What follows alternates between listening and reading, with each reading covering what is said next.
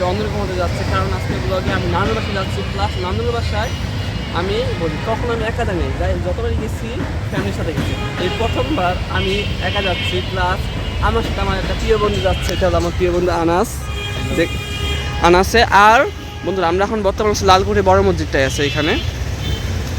আমি আম্মু আব্বু কখনো আমার একা যেতে দিত না, আমার সাথে ওই আসছে, যেহেতু ওই সব চিনে ভাই, ওই মানে ওই কি বলবো, ওই একা একা জায়গা মুন্সিগঞ্জ অনেক জায়গায় গেছে একা একা, কখনো আমার আম্মু আব্বু একা ছাড়ে নাই বা থাকতে দেয় না একা, কিন্তু ওই একা একা অনেক জায়গায় গেছে, প্লাস থাকছে, আর অভিজ্ঞতা আছে, প্লাস ওকে এই জন্য আমি নিতেছি, ওই আমার সাথে যাওয়ার জন্য পাগল হয়েছে, একসাথে ঘোরা হবে সুন্দর।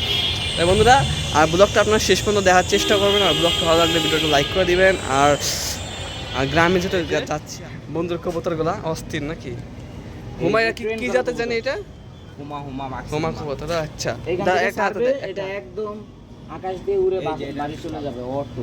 তোর কোনটা, তোর যেটা যে হাতে থাকতো, অস্থির স্যার, রেডি 1 2 ওয়াও অস্থির, এটা ছাড়ো না, ও সেই মারাত্মক, সেই পারফেক্ট। বন্ধুর কবুতরগুলো ছেড়ে দিয়ে আমরা রওনা দিছি বাসের উদ্দেশ্যে। আমি এই যাচ্ছি সামনে, আমার বন্ধু যাচ্ছে পিছে, এই যে, এবং ও যেহেতু নতুন যাচ্ছে একটা জায়গায়, এই জন্য ওই বেশি এক্সাইটেড আমার সে, আর আমি এক্সাইটেড হলো জীবনে প্রথম একা যাচ্ছি।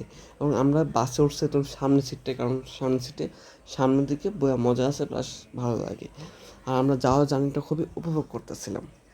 ইসলাম যাইয়া কী করবো না করবো অনেক কিছু।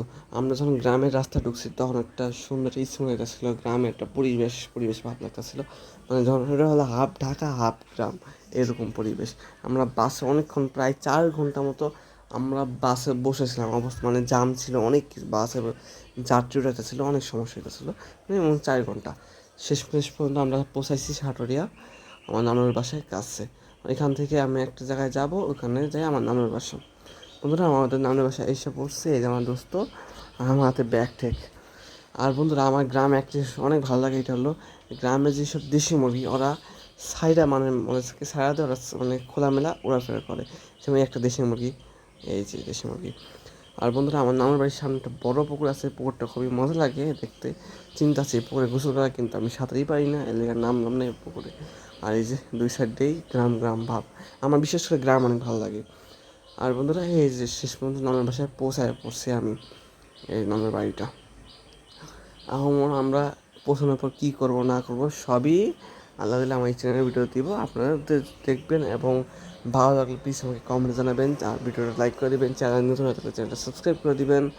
আর এই যে আমার নানার বাসাটা, আর এখানে আজকে এবার আমি গ্রামে অনেক জাতের প্রাণী দেখানোর চেষ্টা করবো আপনাদের মাঝে।